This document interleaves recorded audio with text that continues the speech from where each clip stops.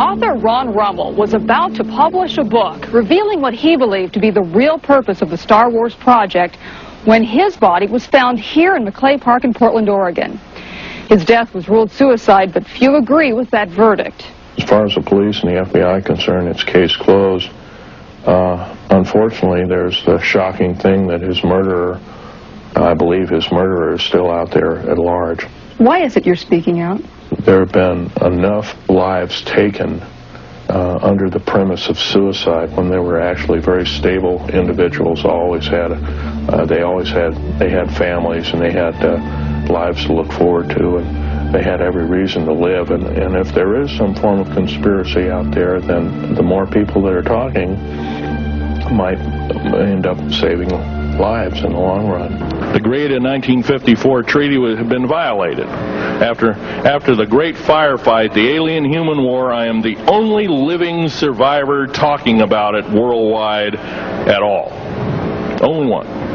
The other two are in nursing homes in Canada, and the Canadian government refuses to allow any U.S. people, including myself, to talk to them because they are afraid of kidnap. Probably the reason I got shot to pieces and 11 attempts on my life is I am a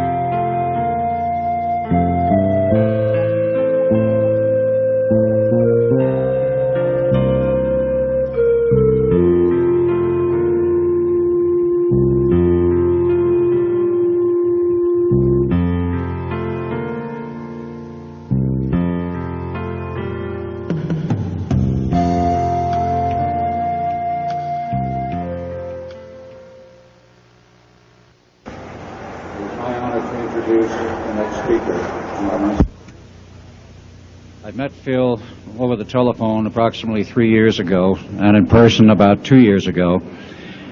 And during that period of time, I became very well acquainted with him. He was, at that time, still working for the government, and he didn't say much about what he did. But nonetheless, over a period of time, I became well acquainted with him. I found him to be a person of integrity and honesty. And about 1 year ago, he became totally fed up with the New World Order and the establishment. He thought he was working for the betterment of mankind and the work that he was doing as a geologist for our government as well as for NATO. And he found out that it could be and was actually anything but that. So his revelations became, in many respects, my revelations. And I urged him last winter and spring to go public and lecture. Finally got him out. He's given over 30 lectures to date, all very successful, very interesting. In fact, so successful there have been 13 attempts on his life since the beginning of the year, and he survived them all. All I can say is God must be protecting him because he has a message. So without further ado, I would like to introduce Mr. Phil Schneider, and understand also everything is being recorded and the video and audio tapes will be available later. Please give a warm welcome to Phil Schneider.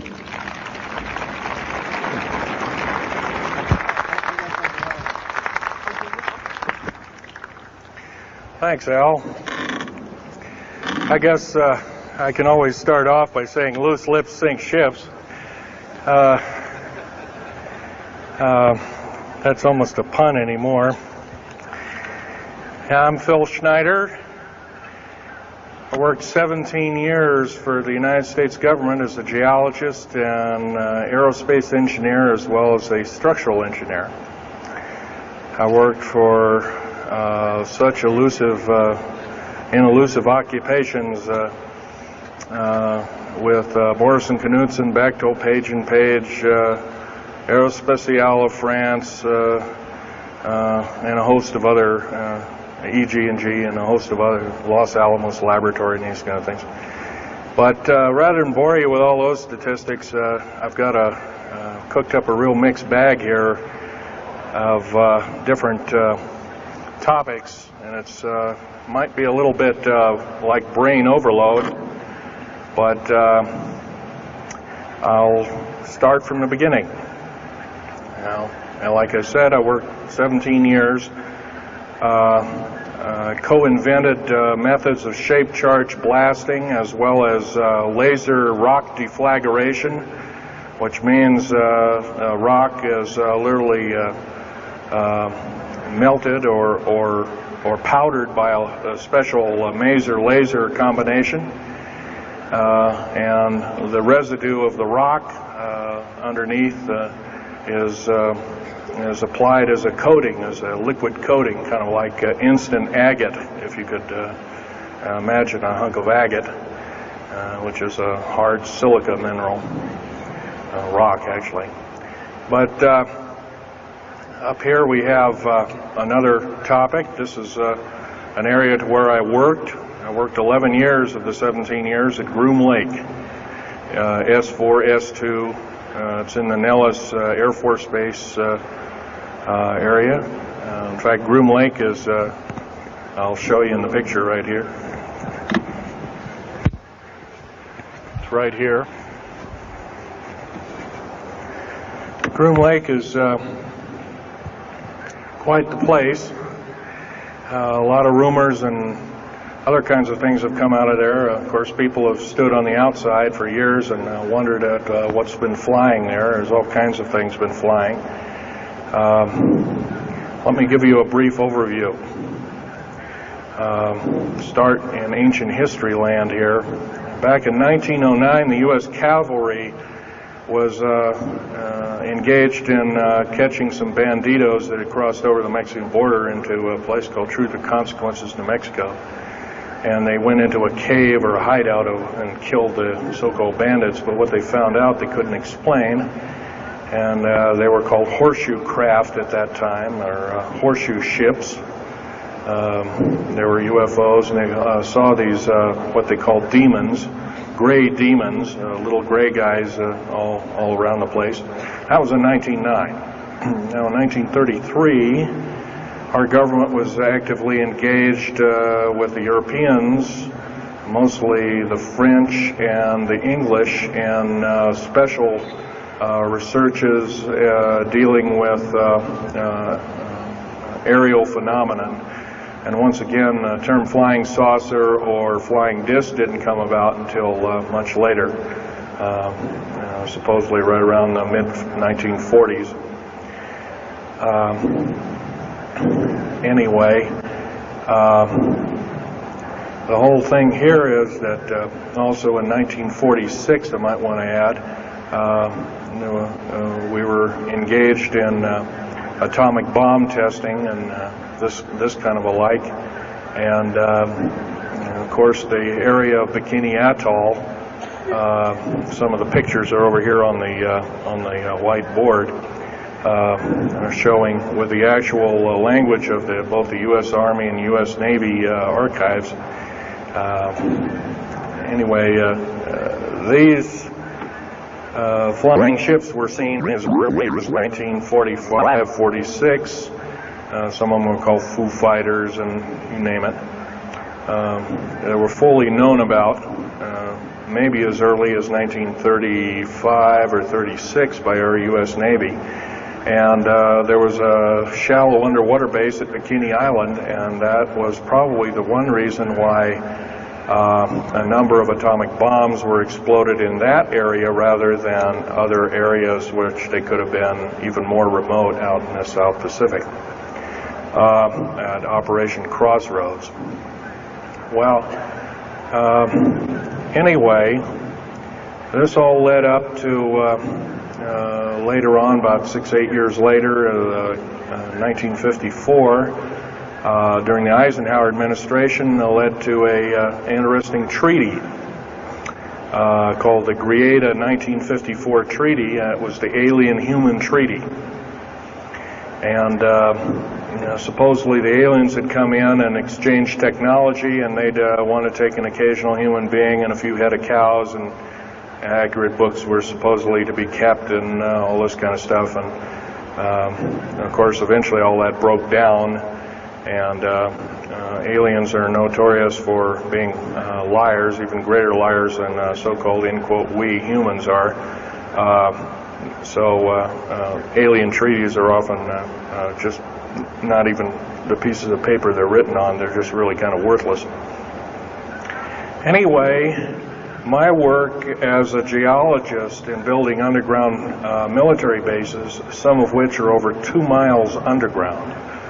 And I think when you listen to Al tonight, if you have a chance to listen to him, he will speak of, Al's actually been on some of the high-speed monorail subway cars, if you might want to call them, that link these bases together. Some of them are capable of riding on a cushion of air about 3/4 of an inch off a rail at a better part of Mach 2. And he's actually been on one of these trains. I've only been in one of the tunnels and helped build some of the tunnels. Incidentally, I helped work on 13 deep underground military bases. Had hands-on experience. Notorious was the one in and around the Dulce, the southeastern and southwestern sides of Dulce, New Mexico, in the Los Alamos laboratory regions, where we built some hermetically sealed rooms that were very deep, going down over a mile. We also built additions onto Groom Lake and S2 and S4 complexes. There are a total of 9 underground. They're called DUMBs. Like, you can learn a lot from this dummy, but DUMB stands for Deep Underground Military Base, and or a deep underground, DUM2, for instance, is a submarine base, and I helped build a few of those too, which are off our continental shelves and then certain islands and out in the Atlantic and the Pacific in strategic locations. All this, I can hardly, in an hour's time, I can hardly squeeze all this in, so I'll be kind of rambling here if you just bear with me. The main topic of my discussion here is to link up basically what's going on with these deep underground military bases, what they're being used for, what is the present situation now being employed both by our federal government, which is slowly being phased out by the United Nations government, as well as the New World, end quote, the New World Order, which is an even higher entity, and who these higher entities are taking their orders from, and try and link up basically what's going on. A lot of us have been kept in the dark. We've been given, maybe most recently over here, photographs of an alien at Roswell. I'll just make a very brief statement about that. The photographs cannot stand up to a computer grain analysis test and therefore are retouched or faked. They're not real.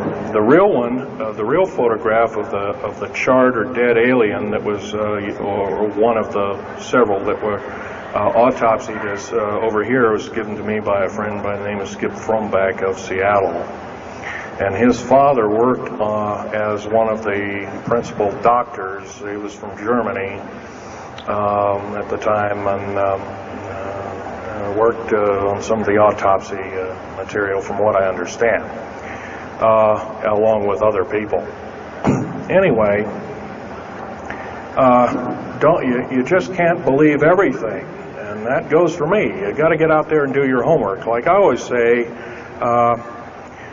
you might don't put your spectacles on, you put your skepticals on when you listen to me. So if we can have a show of hands here, how many people have heard about Roswell, New Mexico? Very good, almost all. And how many people have heard about the black helicopters and the other kinds of flying saucers type equipments out at Groom Lake and other places? Very good. Well, this obviously is a nice enlightened audience. Most of you have probably seen what a black helicopter is. or maybe even gotten rare glimpses of an F-117A black jet, or stealth, as they're often called, or a B-2 bomber, or B-1 bomber, or some of these other sophisticated aircraft that are now being touted as the new technology. Once again, where did we get this new technology? Well, obviously we've had a little hand in that. Our little alien so-called buddies, have kind of exchanged things, not without a great cost. The cost of which has been a lot of people have disappeared. And I'll blow this statistic by you. There's, according to current FBI and Defense Intelligence Agency and CIA statistics, 100,000 children and 1 million adults disappear every year, and these are not kidnappings or murders or rapes or suicides or anything, totally unaccounted for. And where are these people going to? Nobody knows. Maybe one of us in this room or somebody has encountered such an individual and lost a loved one or a friend or something, and that's unfortunate. My best friend, Ron Lee Rummel, several years ago, got himself murdered because we dared to put out in print, at that time I was still working for the government, and so was he, we dared to put in print the so-called the Strategic Defense Initiative, or Star Wars, as part of the New World Order, and takes its actions. It was originally written as a kind of a spoof or a joke. We had one of these alien greys dressed up and had New World Order insignia on, and of course that wasn't taken very nicely, and my friend got himself murdered. It was called a suicide, but now it's been turned over to special authorities who now acknowledge it was a homicide. Other than that, I'd like to also mention something about my father. My father was a U-boat captain in Hitler's Navy, and he got captured and taken over. I didn't find this out until about 2 weeks before he died on his deathbed. He kind of told everybody in total shock. I was one of them. In fact, I didn't believe him. I thought he was kind of in delirium or something like that. And of course, other things have come up since. And so, anyway, he was captured by the French, turned over to the Third Army, the U.S. Third Army, and then U.S. Third Army turned him over to the Navy. And he was a master machinist. Now, that's not a journeyman. A master means that they can take a block of metal and make a gun or a watch or some other fine instrument.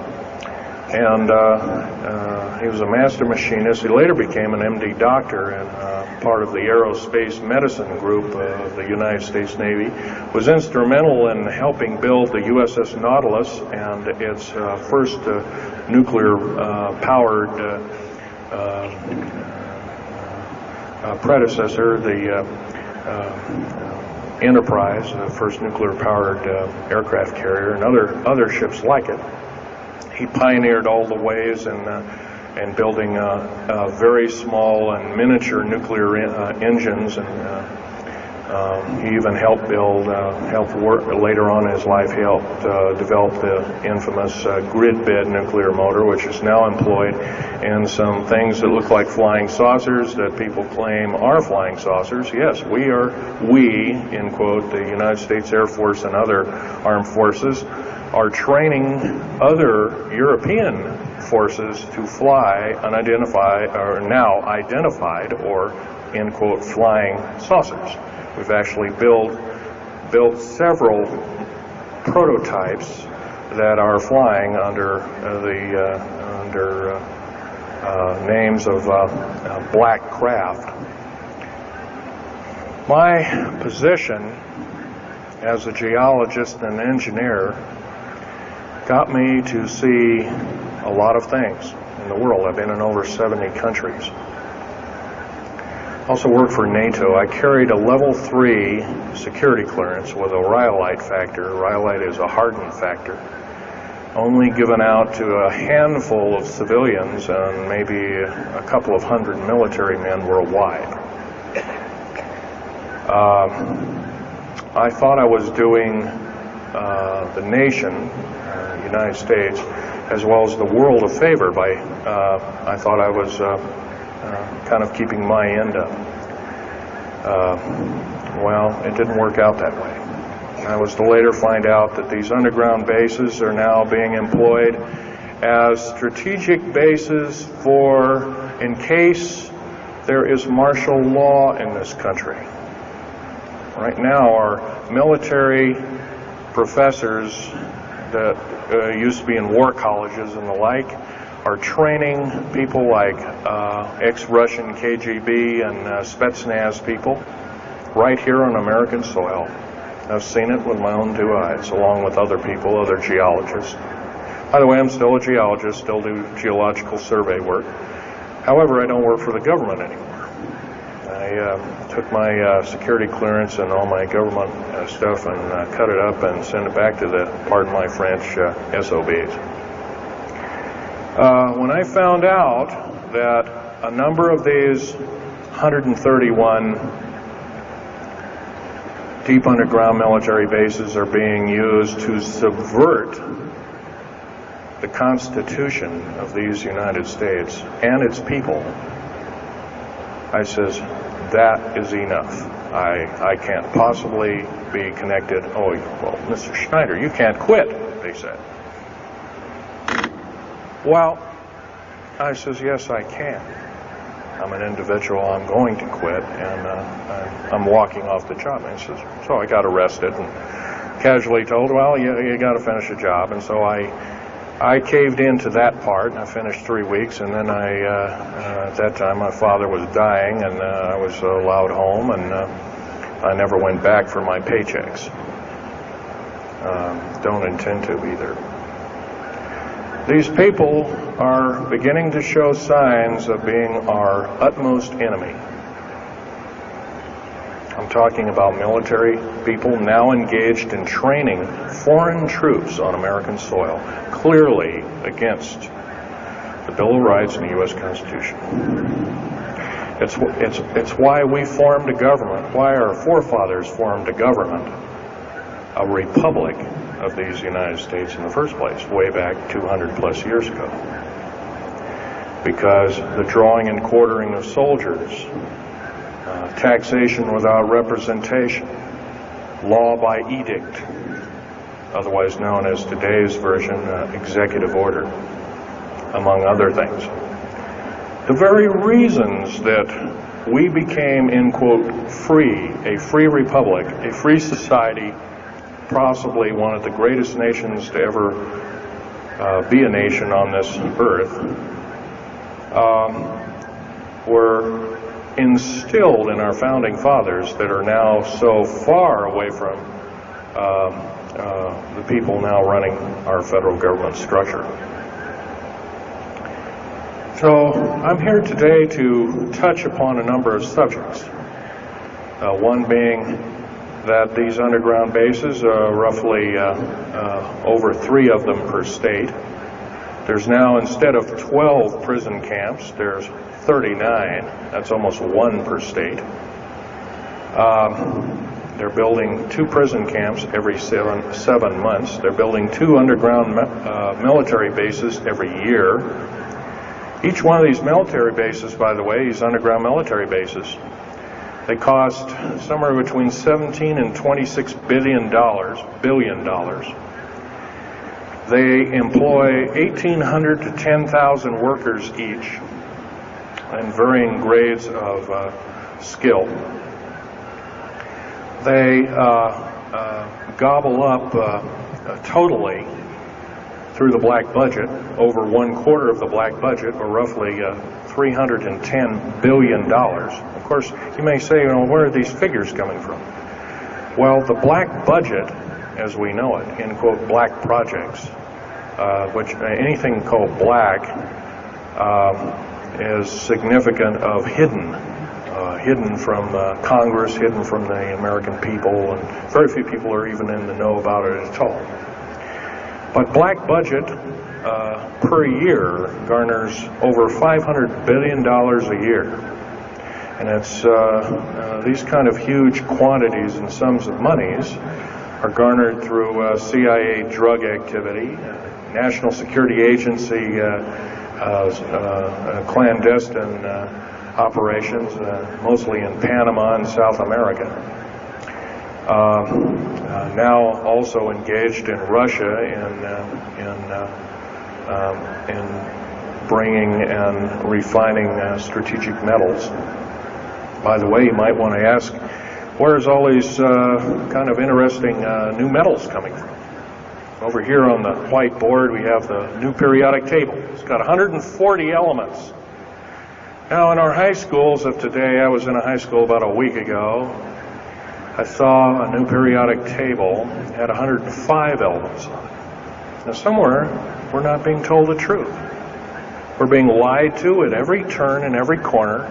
We're considered less than morons. So the government has made itself an entity, an independent taxing body, an entity into itself, and isn't accountable to anybody, not even the so-called New World Order. They just go ahead and do everything willy-nilly as they please. There's nobody checking. You don't have to worry about this. Occasionally there's a senator that pokes a nose in here and there, and that senator finds out either nicely or not so nicely that you don't do things like that. Now, if we're to gain a grip on our country, if we're to take our country back, we must first ask our public officials if they cannot tell us the truth, and we will impeach them, or they will be impeached, or they'll be tried as traitors. This is pretty stiff language. Already it's slowly beginning to trickle out and to occur to a number of people that this may be the only way out. Also, our founding fathers, George Washington, Patrick Henry, and a few of the other ones, came up and said that you don't want to let the beast out of the box. And they were talking about a runaway government. You don't want to allow your government to become like England at that time. And so they warned us about this very same kind of thing. First of all, the United States is not a democracy. It's not a republic anymore. It should be a republic. That's to the republic for which it stands, one nation under God. Why we can't even pray in the public schools anymore. We have to have a Supreme Court judge or group of them, plus Janet Reno and company, among other things, telling us what to do. Interpret for us as if we cannot read with our own two eyes and understand with our mind. This, of course, is bad policy all the way around. And I guess I don't need to blow that by your ears. Okay, on another subject, I have a number of items up here at the table. One of which here is, if I can show it, is a heavy hunk of rock indeed. It has a weight of about a little bit more than a pound, 2.5 times the weight of uranium. It's not radioactive, can never be made radioactive. It's composed of rare earth, clays, and powdered metals, as well as an alien element, mostly from crashed, retrieved flying saucers and those of the kind that have happenstance to crash in our deserts and backyards, so to speak. It's called mironite. This is employed in every stealth aircraft, every black jet, throughout the black budget. Also in the very small quantities in the skins of black helicopters, mironite. Here's another thing. Here's a piece of probably the purest titanium you'll ever hear or see. It's so pure, it's also composed with other alien elements to make it extremely tough. It's capable of withstanding temperatures in excess of 7,000 degrees Fahrenheit. Our new Phoenix-class submarines, of which we're building 2 a month right now. Phoenix-class submarines is a black budget program. Each one of those submarines costing $208 million just for the titanium hull, which is made of this material. Approximately 10,000 pounds of it. Now, we've got, supposedly, as of the data right now, we've got 106 of these submarines. They're plying the waters and the waves. They can dive to a depth of over 7,000 feet and hold that for 3 months. It's a fantastic submarine indeed. It has 11 grid-bed nuclear motors on it, engines, that run everything, purify the air. And, by the way, these aren't your usual nuclear motor installation. They're very small. They're probably no bigger than this podium, weighing less than 3,000 pounds, putting out as much as the equivalent of 3 aircraft carriers of the Enterprise class. But these Phoenix-class submarines are getting this metal. Now, where are we getting the metal? It's being stockpiled in a number of strategic locations. Supposedly, I've heard stories, well, it's being mined on the moon, and I have no way of proving that, one way or another. I think we're probably getting it from Russia, or refining it in outer space. What are we shuttling? Basically, a shuttle, a secret shuttle flight.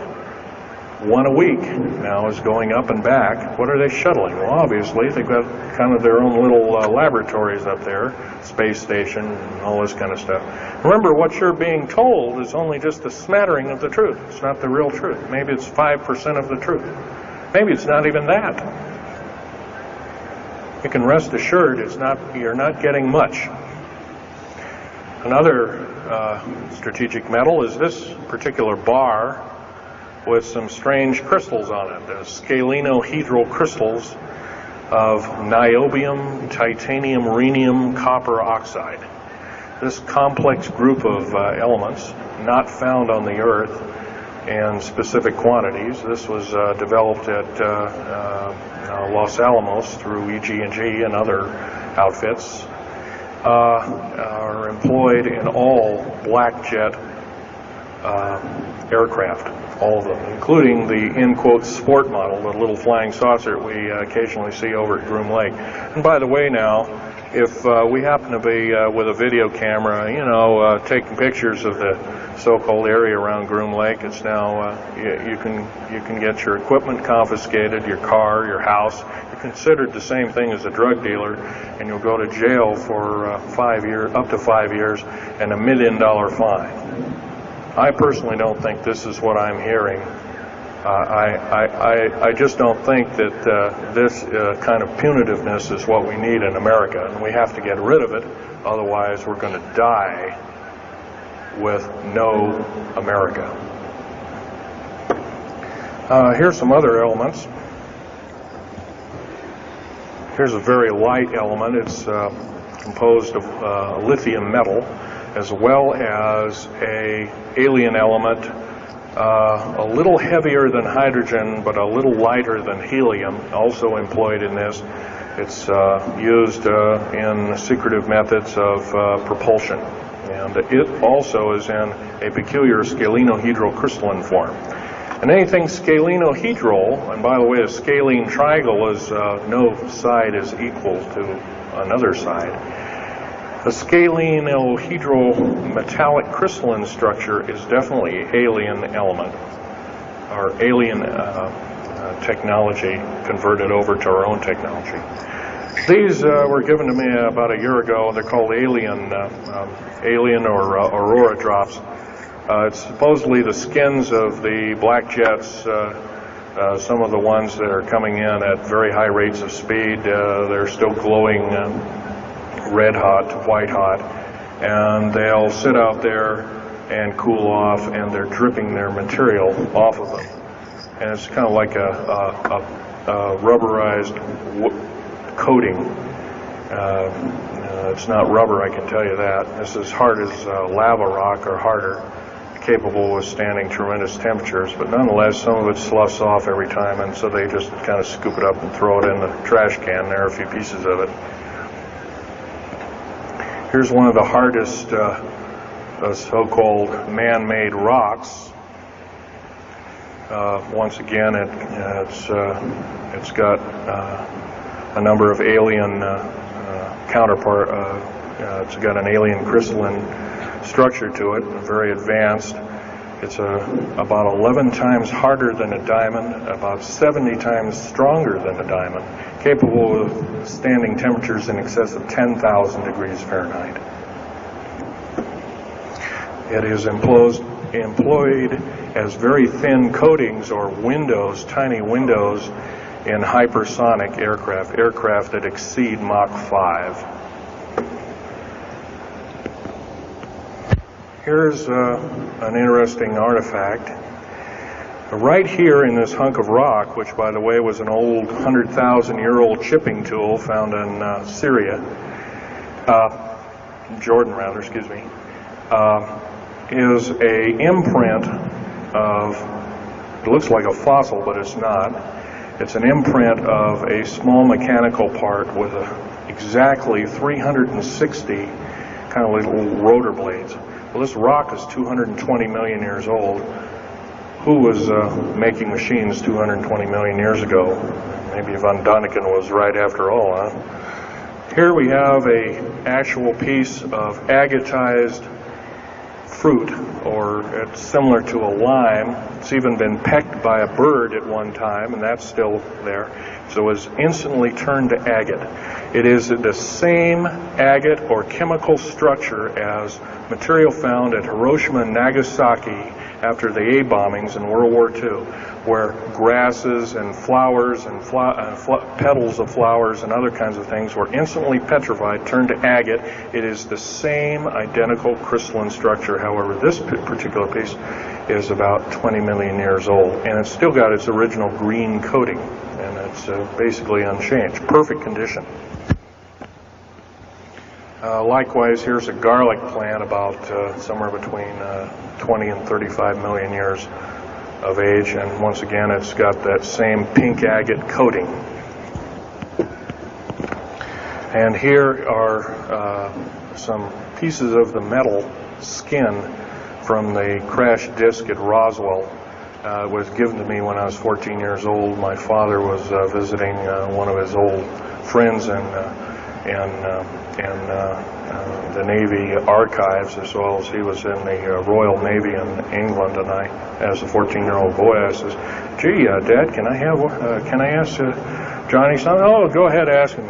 Get anything you can from him," that kind of thing. I says, "Well, gee, Johnny, do you think I can have a piece of this metal?" "Oh, no, you can't have that." And I says, "Oh, give it to the kid. What the heck? He won't have it very long anyway." Well, I've had it all this time. It's kind of a unique thing. They were able to break the skin of that craft, by the way, by dropping it into a bath of liquid nitrogen, hitting it with a mechanical or hydraulic hammer, and it shattered into little bits. And it was later analyzed and adapted for our own technology. All these artifacts are fine, but once again, the main part of this talk is, where's it all leading to? We get very little spin-off to where any of this is leading to. Occasionally we'll get a new computer, or maybe a quartz watch, or some little trinket, kind of like giving the Indians beads a couple of hundred years ago. Well, we're getting these little spin-offs. But the black budget still rolls on, garnering up over $1 trillion every 2 years. It's somewhere between 1.023 trillion and 1.31 trillion dollars every 2 years. And every year it goes by and the black budget is unchecked, unaccounted for, it's just subverting our country. That's number one. Number two is that these underground military, first of all, if there was something like a nuclear war or there was a definite enemy out there where we were going to be under attack, like from China or someplace like that. I could see maybe a couple of dozen underground bases for a government, and so it could theoretically rise up like the phoenix out of the ashes. Well, not 131 of these. And if you were going to so-called round people up and put them in prison camps, what a better prison camp than underground, where nobody knows where it is anyway. So once again, these underground bases are most likely been planned as underground prison camps and slave labor factories for the New World Order. New World Order, by the way, is getting, and I'm probably the only person ever talking about this, the New World Order is taking, and the United Nations is taking its orders from, believe it or not, these more powerful outer space alien entities. We might call them the large grays or the small grays. Sinister forces indeed. And you might want to say, well, gee, how come we don't see more of this kind of thing? Well, you can just imagine. If you're only being told 5% or less of the truth, that isn't very much to go on. That's one thing. Another thing is you don't find very many people coming up here and letting you have hands-on experience. I'm going to try and do this to you. However, I do ask you to go out and do your homework and keep doing it. Don't necessarily believe in what I'm saying, but get out there and talk to people. Whether it's just a couple neighbors or friends or something, get out there and talk. Because one will tell two and two will tell four, and then pretty soon you have a whole room full of people that are in the know. And then from there, wonders can work. Other than that, as far as changing the black budget, these clandestine programs, public opinion is only going to be that, going to do that, and it's going to take millions of us. But we have to be informed. And to do that, we have to be doing what we're doing now, gathering and talking. And, of course, most of us are adults and can weed out fact from fiction. Most of us are responsible adults and know the difference between fact and fiction and how to use it or how to abuse it. And so we, therefore, have to continue to keep studying and keep talking. If there's just me out there, and believe it or not, there aren't very many people like myself out there talking. I've given over 30 talks in the United States, Canada, Japan, went over to England, went to Japan kind of illegal, came back the same weekend. They flew me in and out, but gave a talk to a number of their execs, and they were very interested indeed. Now, if this was all a bunch of poppycock and hooey and poo-poo, I wouldn't be listened to, be given an audience by these people, but evidently I have. But 13 attempts on my life since the first of this year. There's a number of you ladies present, so I won't gore you out, but Al has seen some of the wounds, and there's a few other people that have been to a few of my other lectures, and they can attest that I have been shot. I've been run off the road, I've been pushed off the road, I've been mostly shot at, and that kind of thing like that. But been in hand-to-hand combat with some of these people, and once again, I'm not in the best of shape anymore, but I still know how to handle myself. And I'm just about ready to wrap things up here, but just basically wanted to give you an overview of what's happening. And if we have any questions, we can start asking a few questions. Okay, here's a gentleman way over here. Would you please speak up loud?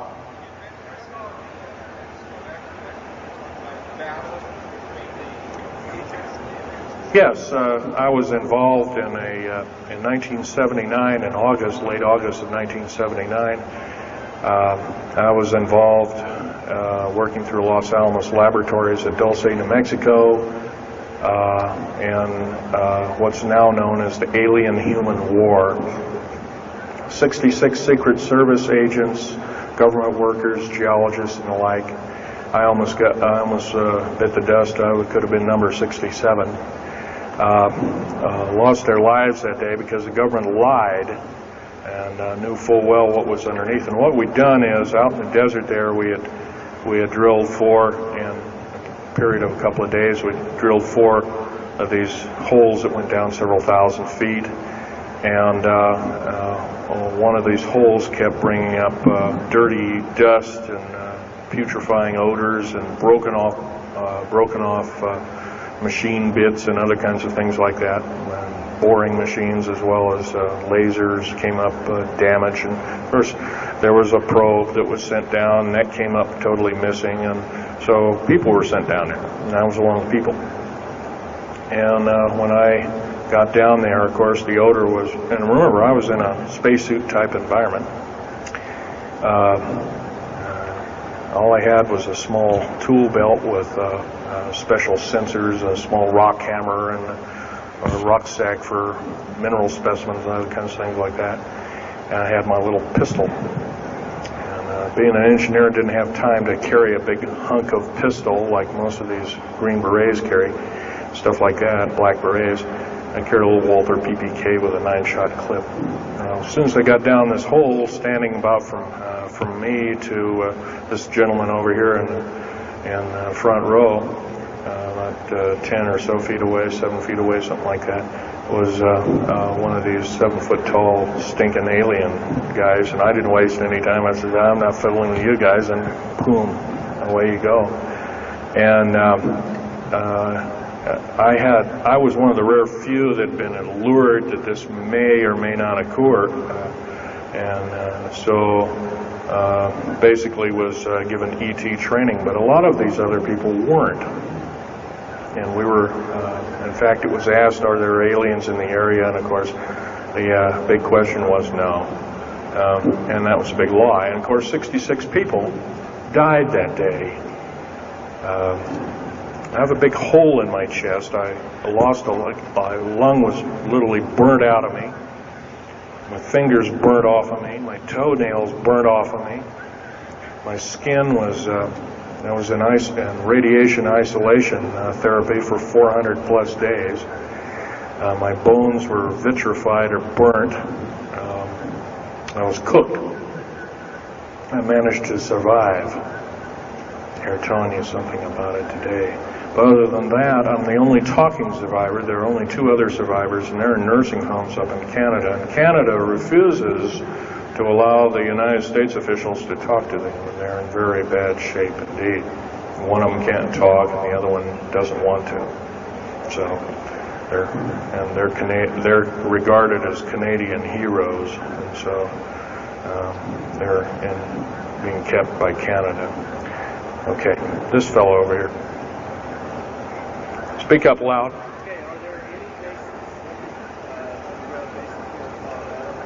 Actually, yes, there's several. In fact, as I was coming to this talk, I was supposed to be here by plane, but there was a subsequent foul-up. Anyway, I drove all the way and did it in one day. But as I was coming over up near Cheyenne, there I noticed the military, Air Force and the Army are building a so-called new, in quote, boot camp, prison camp, right up in Cheyenne, brand new. And I was here 3 months ago, that wasn't there. So it's something brand new. In Colorado, yes, there's about 4 underground bases, one being at Denver International Air Base. I call it Air Base, spaceport, or whatever you want to call it. Denver International Airport. No wonder your luggage gets lost. There are 8 levels underneath the airport, tarmac there, end quote, tarmac or cement mac. And so those bags could be there for a damn long time. Why, just imagine, if this was instantly turned to agate 30 or more million years ago, those bags could very well be the same way. So yeah, there's a number of them. And I wish I had a map with me. In fact, in subsequent talks I'll have a map, which will be put on the overhead. In fact, my next talk I plan to have just that. I had planned to bring a map here and had all the latitudes and longitudes of all the bases, and I can't do that. That would be a nice jail sentence for me, so I didn't bring it. So, but other than that, I'll have that all researched for you. Yes, this woman.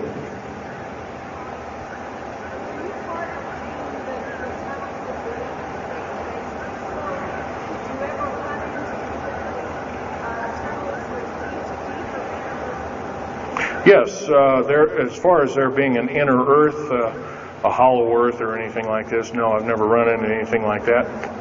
However, Al Bielek has been on these tunnel trains at the better part of Mach 2, going from coast to coast in an hour and a half, faster than any jet plane that we got, including the SST,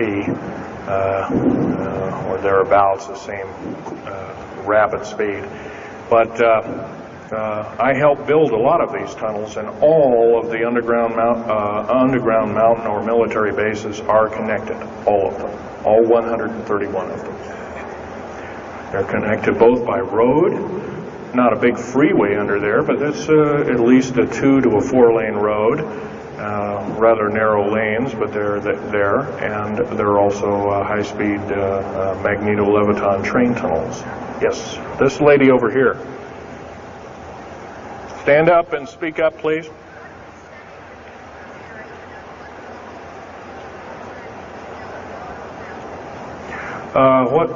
What levels of military personnel know about this? Most of the levels of military know about this, especially the higher levels, higher officer levels. The enlisted, I'm sure, don't, or are basically kept in the dark like we are, end quote, we are. So, this fellow right here with the hat on. Where are most of these bases located? Well, there's 131 of them in the United States, 127 of them in the lower 48. There's some in Canada, I'm not counting those, and some in northern Mexico, I'm not counting those either. They average about 4¼ cubic miles hollowed out underground, an average depth of 5,700 feet underground. Average cost $17 to $31 billion each. They employ anywhere from 1,800 to 10,000 people. And some very large ones now being built in Sweden, one of which is repudiated to be 30 cubic miles. It'll take 5 years to build that one at a cost of about $2 trillion. And that's all being supplied by the United Nations. Yes. Anybody over here? No. This gentleman. Speak up, please. Okay, you want to know exact locations of all these? Well, for where all of your Army, Marine Corps, Navy, and Air Force bases are, they're with all the present, not the ones closed down. And by the way, the closed down bases are now being used for gasoline storage and equipment storage and these kind of things. So they're not really closed down yet. Boot camps, end quote, boot camps and all this kind of stuff. So-called prisoner camps and these kind of things. Right now our police, for instance, are being trained by the Air Force and the Army intelligence in martial law research, as they call it. How dare they call that by that name? So where these are, they're where every one of these strategic bases are now. In Colorado, in around Denver, there's 3 of them, and they're fairly small. Some of these bases are only maybe 2,000 to 3,000 feet in depth. Some of them were built a long time ago, back 35, 40 years ago, and they're only maybe 500 feet. And they're mostly for equipment storage. Denver, and then there's Fort Collins. There's also Colorado Springs area has a number of them. By the way, Colorado Springs is kind of a famous area. Nikola Tesla's laboratories were in Colorado Springs, and need I say more? I'll leave that up to Al Bielek. As far as Nellis Air Force Base, there's 9 underground mountain bases in Nellis Air Force Base. That's in Nevada. It's north of Las Vegas. There's going to be a UFO show and conference in Mesquite here later on this month, and that's up very close to, in quote, Area 51. That whole area, by the way, the state of Nevada is 81% in quote, managed or owned by the federal government. Land is either restricted or run by the federal government. That's why there's groups rising as we speak, dealing with the problem very vociferously, and senators are now getting involved. So evidently waking up is occurring. Yes, this gentleman over here. Speak up, please.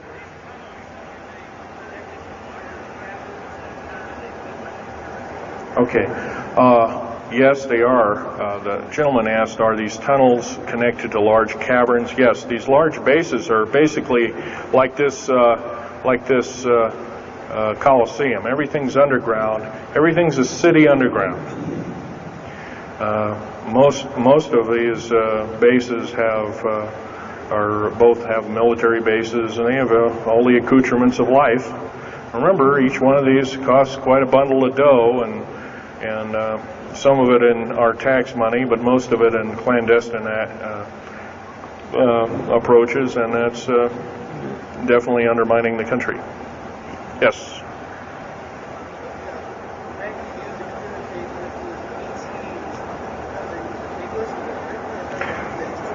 Well, some of them have a difficulty in understanding our language. It's too slow to them.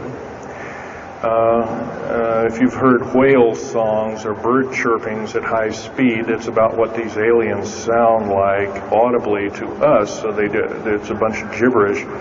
Yes, they've slowly actually broken down. There's 11 prototypes or 11 civilizations of aliens visiting this planet all the time, all of which are known by the U.S. military, 9 of which are not very good indeed. They're pretty bad news.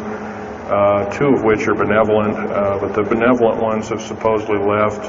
They have their own little war of sorts, especially the Pleiadian groups and whatnot like that, of which Val Thor was repudiated to be a Venusian, but other people will alert he looks more like a Pleiadian.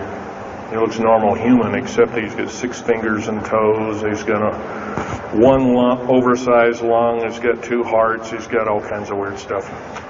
Bones are bigger. Yep.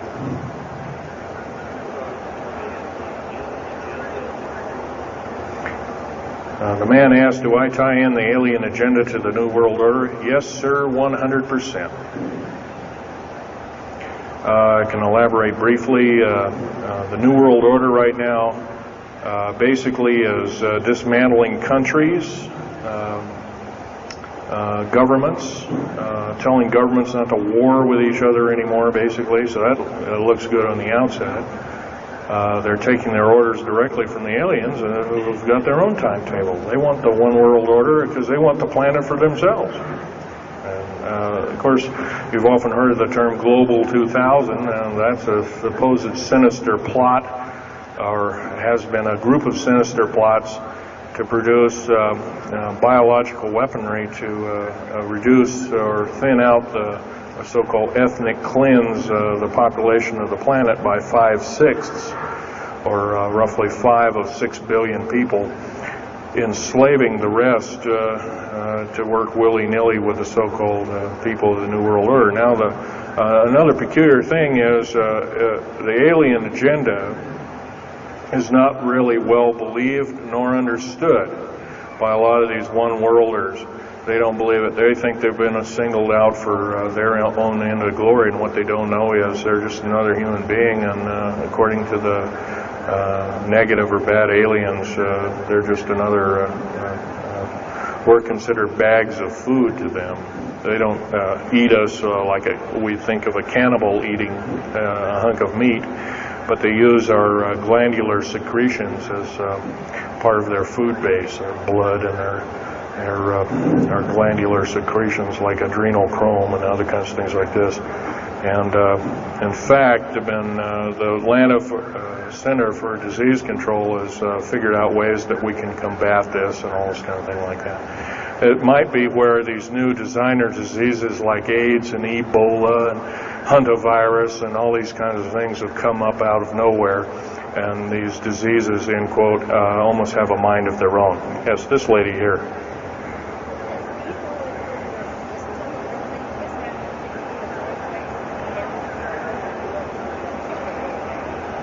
Okay, lady asked, is the tunnel building having an effect with earthquakes? Yes, it could very easily be, although got to remember a lot of these underground bases are constantly being repaired, and so a lot of people have to be hired. As far as the U.S. government, second part of her question was, is the U.S. government modifying our weather? Yes, that's an affirmative. And we have, the U.S. government's been working with the Russians for at least since 1972 and maybe as early as 1966 on weather modification, and it's a well-known fact, and it's well employed. And by the way, they can literally weather modify a hurricane or a tornado out of existence. And the reason they don't do it is pretty obvious. Yeah, right. Or they could actually send a plane inside of a hurricane, for instance, that would blow off an atmospheric bomb or a shockwave bomb in the eye of the thing. It would completely dissipate. Well, they don't do this, of course, and there's probably other reasons for that. See which way it goes, or what kind of havoc, and how we can study the havoc, and we go from there. This fellow way in the back in the black. How do we learn more about our general topic? Well, there's this particular fellow, his name is Richard Souter, PhD. He wrote a book recently, Underground Bases and Tunnels, What is the Government Trying to Hide? That is one book. Then we have here's a popular science article, Secret Air Base. The government doesn't want you to know that Groom Lake, supposedly Groom Lake doesn't exist. Well, I guess if it doesn't exist, then me talking about it, I guess I can't be arrested or anything. I'm just full of poppycock here. Well, the editor, one of the editors of Popular Science that put this article out is now in federal prison. Then there's a book that called Stealth Fighter Pilot. These books are available. I got this one at Dalton's. This one actually was sent to me by the publisher. I did some test piloting, and the only thing I test piloted was would run the aircraft back and forth on the runway, the special runways we built at Groom Lake. There's a picture of me in uniform. And I can go on. And these publications are out now, and they're available. Yes, this lady over here.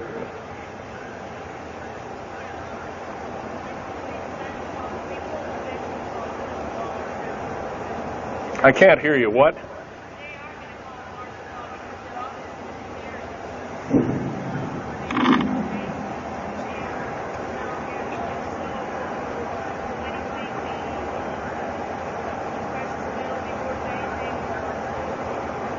Okay. Okay, that's kind of a mixed bag question there. She asks, with martial law being called, will precious metals and all these kinds of things. First of all, hoarding anything will be outlawed. If you hoard food, have a radio, any way of communicating, stash gasoline, these kind of things, you'll just be rounded up and that'll be the end of you. Martial law is martial law. Martial law is dictatorship of the worst form, or one of the worst forms.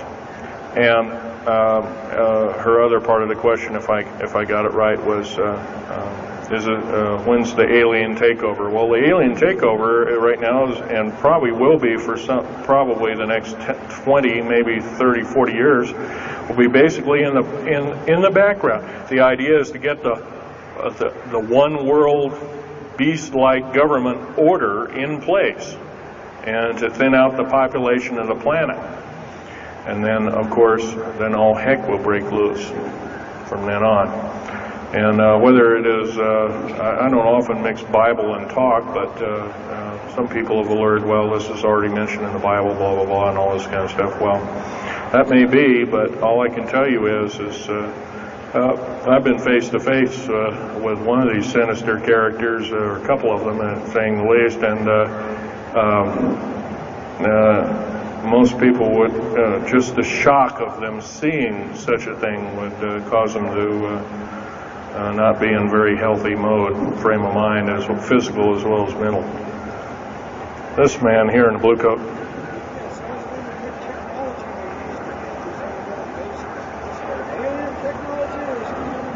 Well, it's a combination. What technology is used to build these underground bases? Well, we have lasers that can drill out, or basically deflagrate or melt out a tunnel 7 miles a day. And that tunnel is 28 feet wide, 28 feet high. You've been told about drilling and boring machines in a very slow, 1/4 mile a day. Most of that went out in World War II. Most of that's all World War I or World War II era materials. And once again, you've been badly lied to. I can hardly believe, first of all, I've worked on public engineering projects, and we do better in grinding up road beds and laying them down at the rate of 4 miles a day, and supposedly that doesn't exist. Well, I worked on one in the state of Oregon just a few months ago, and we built a tunnel for sewage tunnel and whatnot like that. It wasn't very big. It was about 6 feet across, and I drilled right through solid rock, right to base of under one of the hills in Portland for their new light rail. Did that in 2 days. But it was a small, complex tunnel. It was big enough for a man to crawl through and inspect. I was one of the people that inspected, so yeah. What technology? A lot of this is alien technology, readapted for our own use, but a lot of it's our own ingenuity too. So you can bet, how can you tell alien technology? Well, anything that's just absolutely outlandish, like taking a oxyacetylene welding torch and trying to cut into this metal and getting nowhere, obviously would be metals research, aircraft research and the like, and different tools and products, which things that are many times the hardness of diamond, or known hardened substances like borazon. Obviously, that's nothing that we came up with on our own. What we could have over a several hundred-year period. But you've got to remember, too, that the military technology is outstripping the public sector technology at the rate of 44 to 45 years of technology for every calendar year, every 12-month calendar year here. So every year going by this time in 1996, the military technology will be roughly 45 years more advanced than where we are today. So it's quite possible that way back in 1943, the U.S. Navy not only caused the ship to disappear, it literally disappeared and reappeared. Basically, military technology right now is about 1,200 years more advanced than public state technology. And computer technology right now, it's off the scale, I can't tell you. It's just right now, and employing just in black jet and stealth aircraft, the new computers are so completely advanced that we couldn't get them in the public sector for maybe another 40 or 50 years. Yes, this lady here.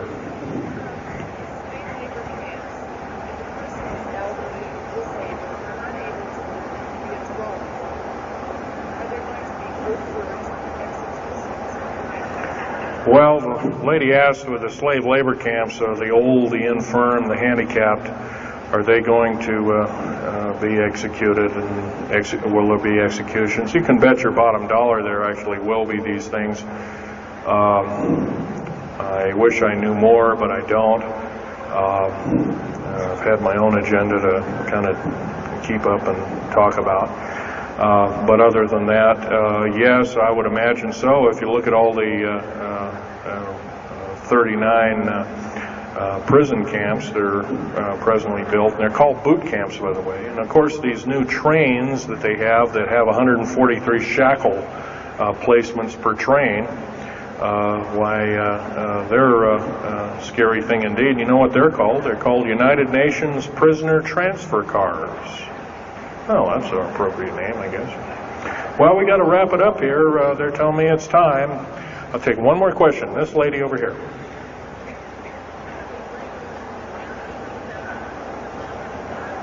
Don't brainwash. They don't brainwash you. How do they brainwash 18,000 people that are working?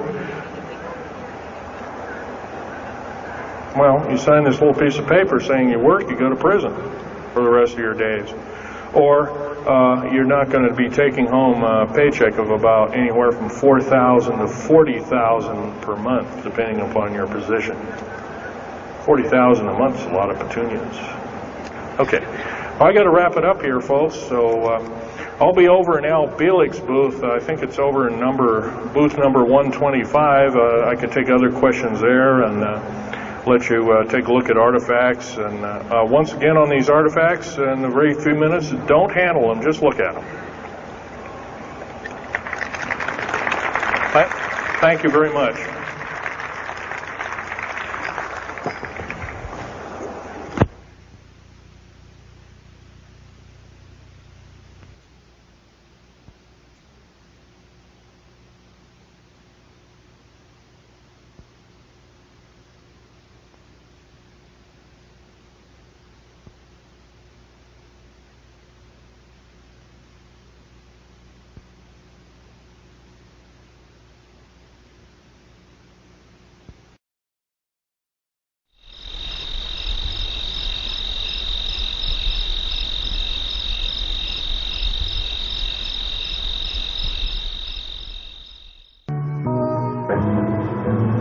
Hours to Washington,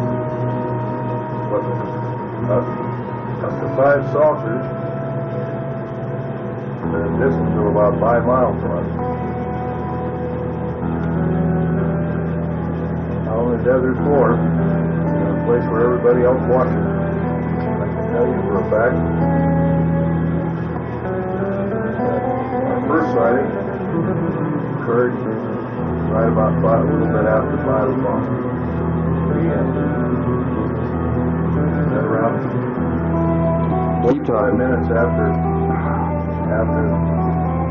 sunset. I know that you just told me. Yes. Oh. Did we see something you won't believe? I won't. I'll tell you, it's great. I'm telling you. We saw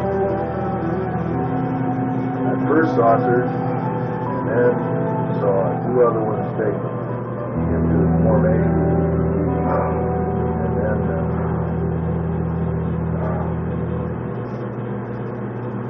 watched for pretty close to 3 hours, getting in and out of the car. The car is too warm, getting out of the car. And I had a radar detector in my hand, and the thing went nuts every time the saucers were moved off the desert floor. I can't get this timer to work. You know, I've tried for an hour and a half to get this thing to work, but it just won't, so I just have to excuse me. We're at the little alien right now. And I want you to get this. Let me pan back here a little bit so you can see what it really looks like. It's absolutely just gorgeous from where I'm at. I just had to show you this because I wouldn't want you to miss it. Totally tremendous. We talked to the two owners, and they were very nice, pleasant people. Very nice. Told them about Don Newman, tape, got your card. Told them about the videotape and everything. Well, we knew what was going on. Wanted to know if we could see you pretty good. We told them we could. Gave it to what's his name, you know, to calibrate for us. I'm going to turn around here for a second. Kind of back, of course. This is the little alien from the other side. Show you where we're staying at. We're staying right here at this place. Not a bad place either. We went $27.50 a night to two. It's pretty good. There's no thieves out here or nothing, so there's no keys to the lock. And they never used them, so there it is again from my left eye here until it's going down. There's the Groom Lake there facility way up there. I don't know, I can't see too good in black and white in this viewfinder, but if you might be able to make out that snow up there. Yeah, now you can see it. Snow everywhere. We're going to go down the road here as much as possible and wait for a little while for the UFOs. There's another little friend of ours. Okay. Pan back again so you can get a chance to see everything.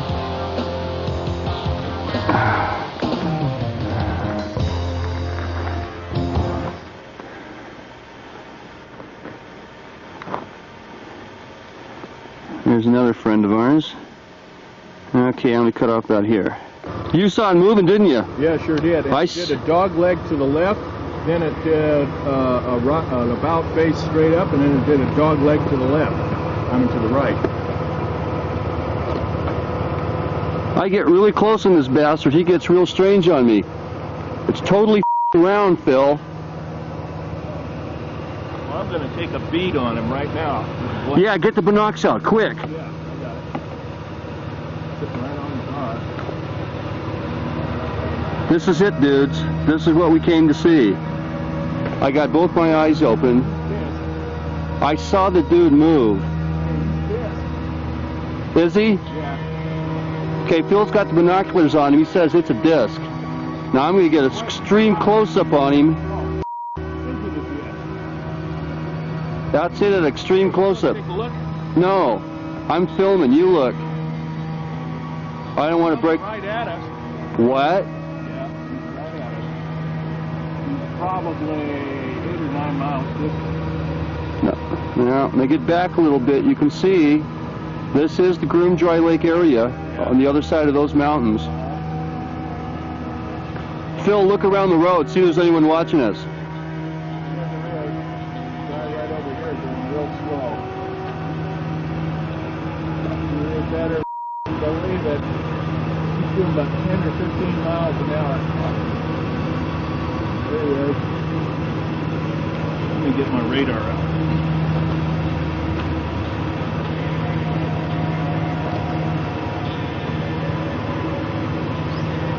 Yeah, there he is.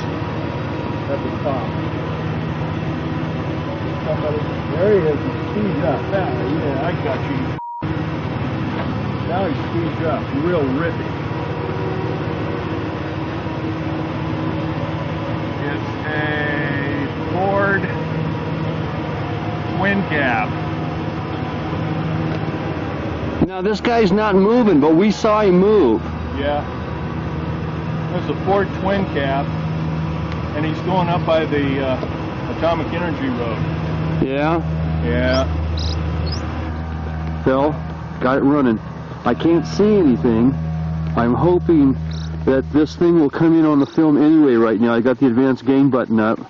This thing's going nuts. I know it.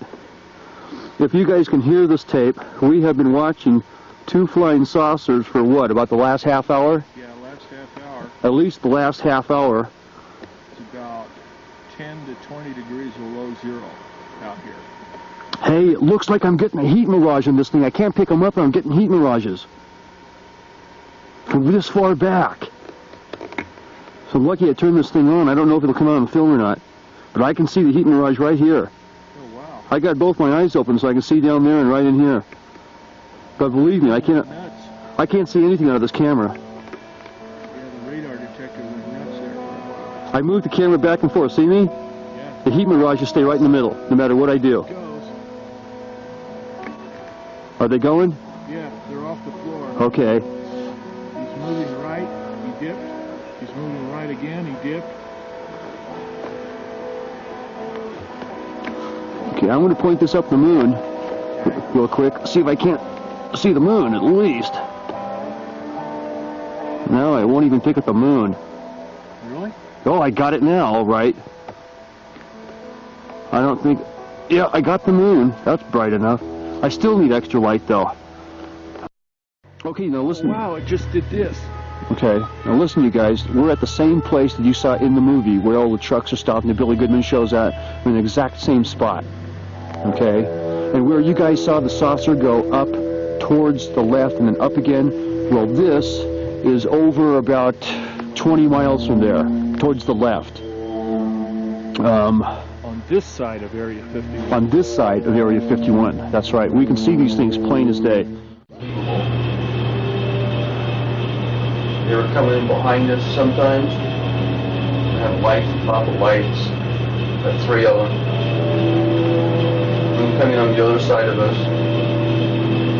I saw one personally go right into the Groom Dry Lake, over the mountain, like lightning bolt. Straight. He saw one too. I didn't see the one he saw.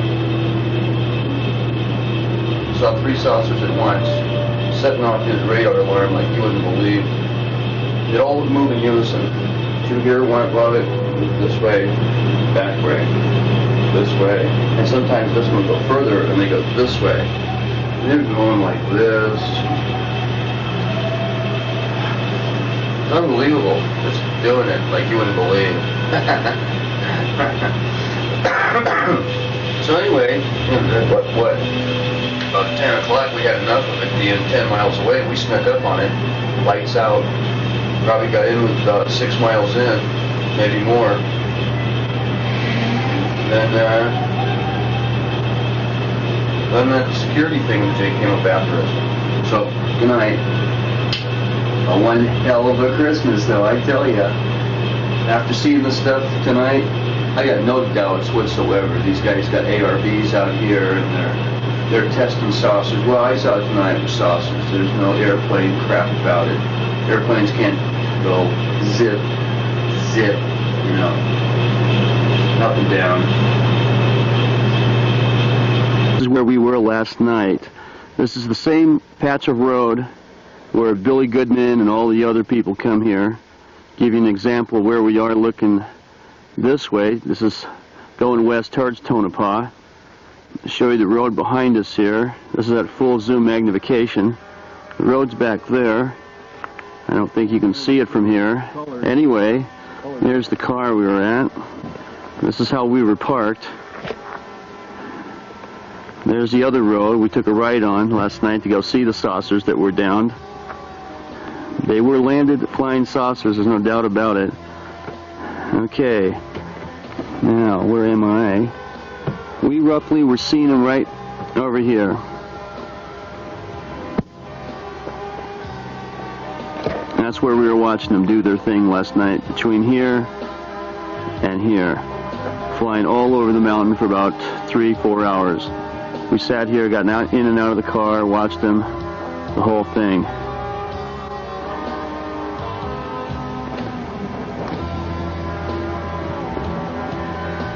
Yeah. Okay. So this is it. This is it. Somewhere on the other side of those hills right there, when I get you a close-up of this, is probably S4. That's where they were testing, right in there. Give you a good idea of where it's at. And man, I'm telling you, they tested something fierce. Okay, I'm shutting it off now. This is down last night with the lights off, about 10:15, 10:30. Catch those 2 grounded saucers. Give you an idea here. It's a little bumpy. I'm going to shut this thing off. But to get a general idea, we had to have our lights off all the way down.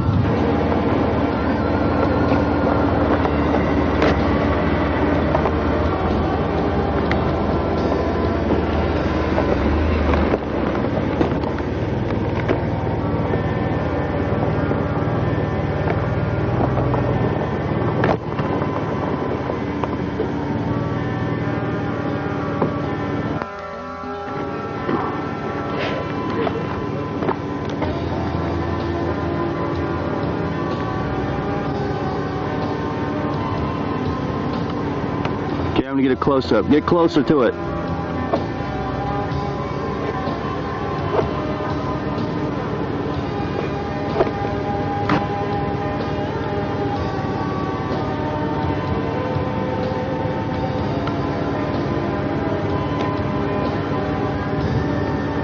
And there's those guys probably looking at us right now, checking us out.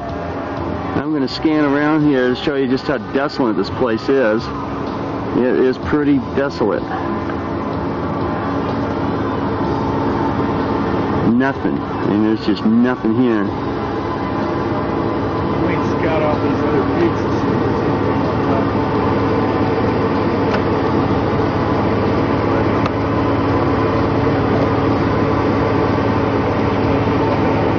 There's the road we came in on. You can tell it's way the heck over there.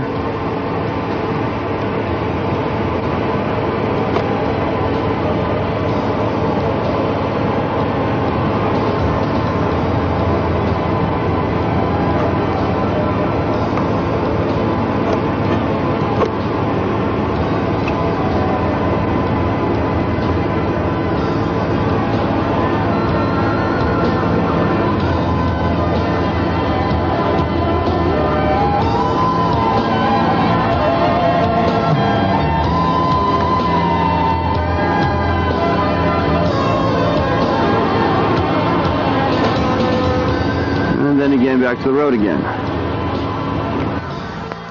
Well, I've heard people can get killed if they see too much up in this mountain, so, you know, prudence is the word.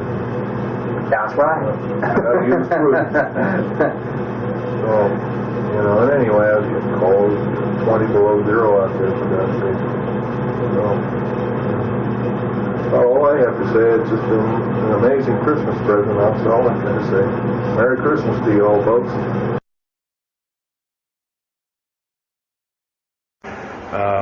Of course, eventually all that broke down, and aliens are notorious for being liars, even greater liars than so-called, in quote, we humans are.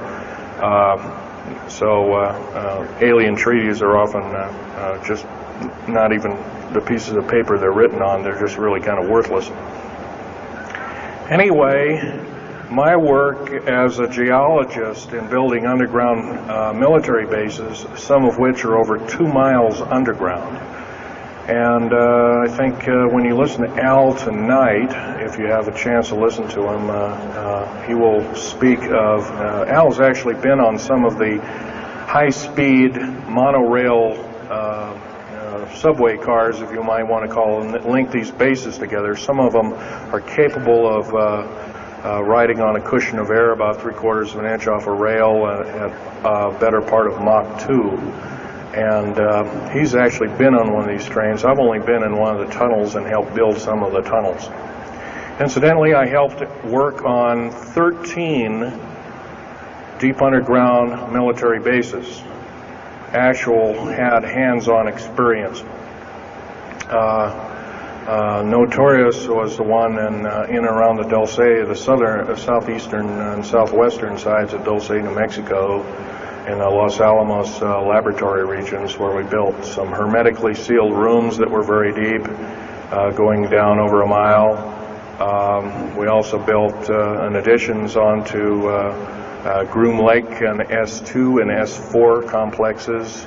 There are a total of 9 underground. They're called DUMBs. Like, you can learn a lot from this dummy, but DUMB stands for Deep Underground Military Base, and or a deep underground DUM2, for instance, is a submarine base, and I have built a few of those too, which are off our continental shelves and then certain islands and out in the Atlantic and the Pacific in strategic locations. All this, I can hardly, in an hour's time, I can hardly squeeze all this in, so I'll be kind of rambling here if you just bear with me.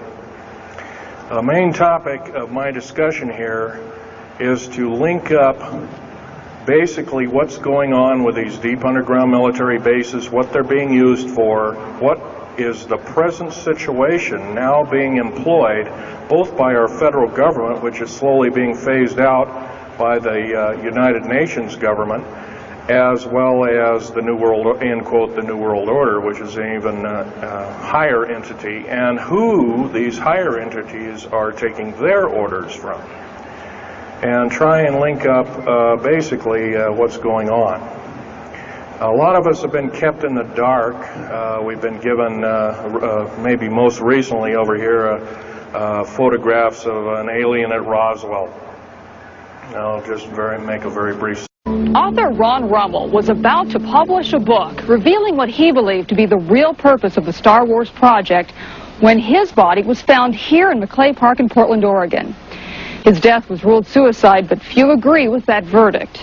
As far as the police and the FBI are concerned, it's case closed. Unfortunately, there's the shocking thing that his murderer, I believe his murderer, is still out there at large. Why is it you're speaking out? There have been enough lives taken under the premise of suicide when they were actually very stable individuals. They had families and they had lives to look forward to, and they had every reason to live. And if there is some form of conspiracy out there, then the more people that are talking might end up saving lives in the long run. The great 1954 treaty had been violated. After the great firefight, the alien-human war, I am the only living survivor talking about it worldwide at all. Only one.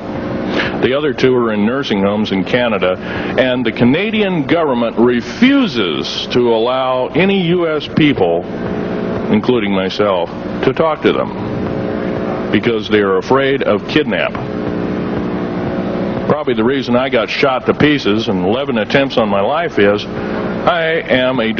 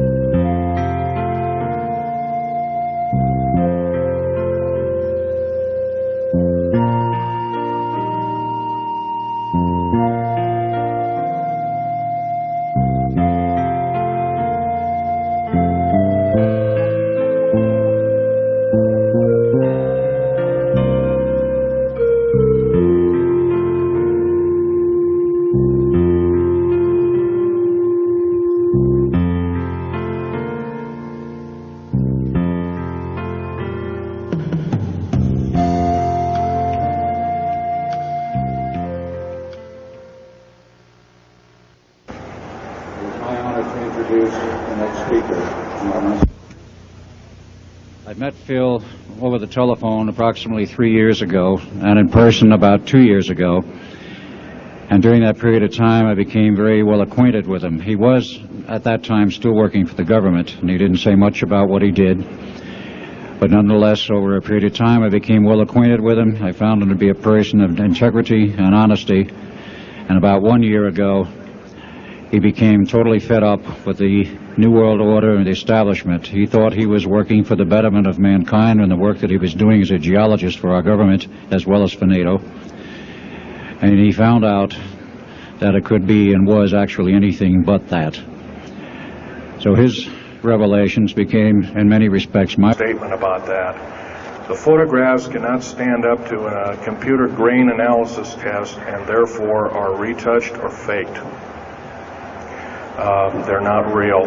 The real one, the real photograph of the charred or dead alien that was, or one of the several that were autopsied, is over here, was given to me by a friend by the name of Skip Fromback of Seattle.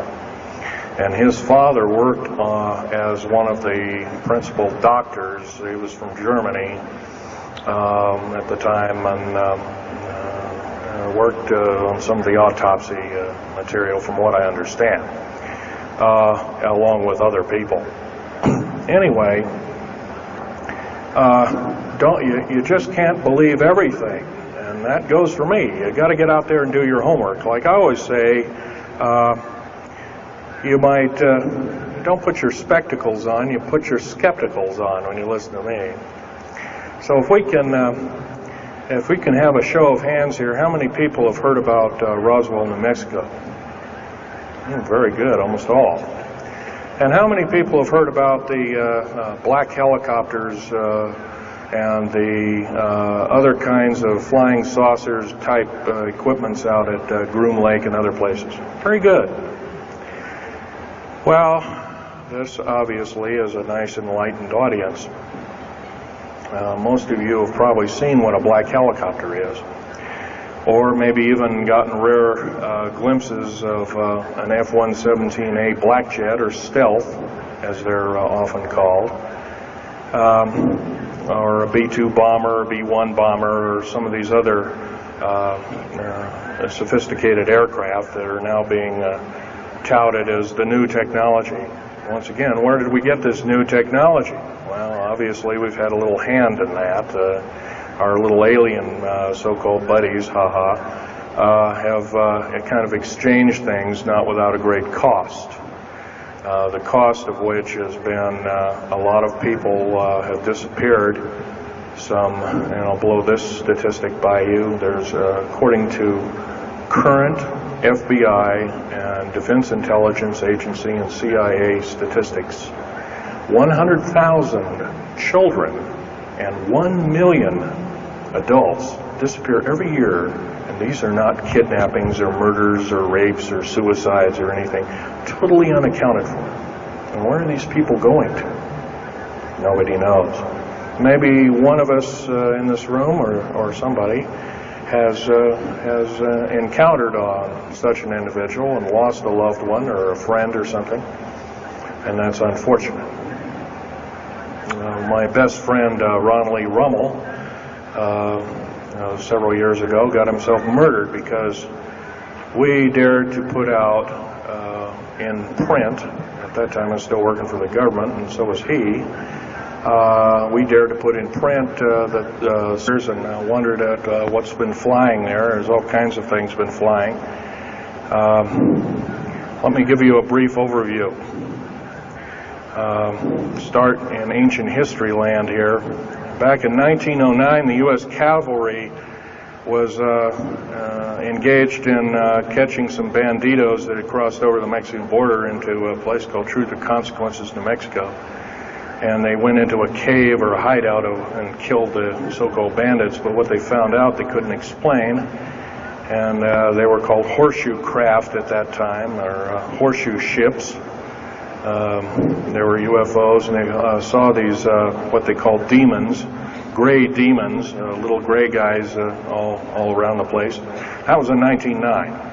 Now in 1933, our government was actively engaged with the Europeans, mostly the French and the English, in special researches dealing with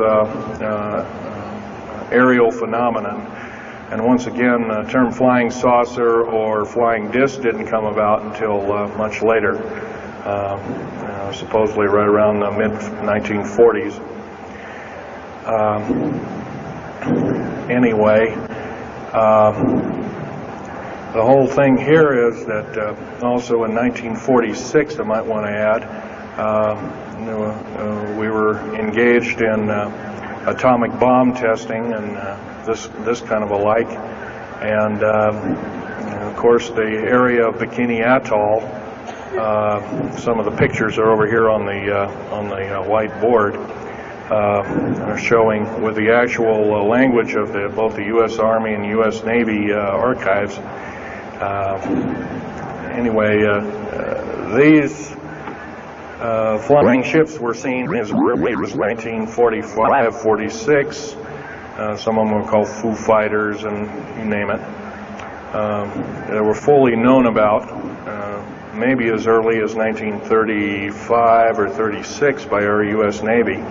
And there was a shallow underwater base at Bikini Island, and that was probably the one reason why a number of atomic bombs were exploded in that area rather than other areas which they could have been even more remote out in the South Pacific at Operation Crossroads.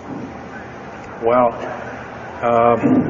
Anyway, this all led up to later on, about 6-8 years later, 1954, during the Eisenhower administration, led to an interesting treaty called the Greada 1954 Treaty. It was the Alien-Human Treaty. And supposedly the aliens had come in and exchanged technology, and they'd want to take an occasional human being and a few head of cows, and accurate books were supposedly to be kept, and all this kind of stuff. And revelations. And I urged him last winter and spring to go public and lecture. Finally got him out. He's given over 30 lectures to date, all very successful, very interesting. In fact, so successful there have been 13 attempts on his life since the beginning of the year, and he survived them all. All I can say is God must be protecting him because he has a message. So without further ado, I would like to introduce Mr. Phil Schneider, and understand also everything is being recorded and the video and audio tapes will be available later. Please give a warm welcome to Phil Schneider.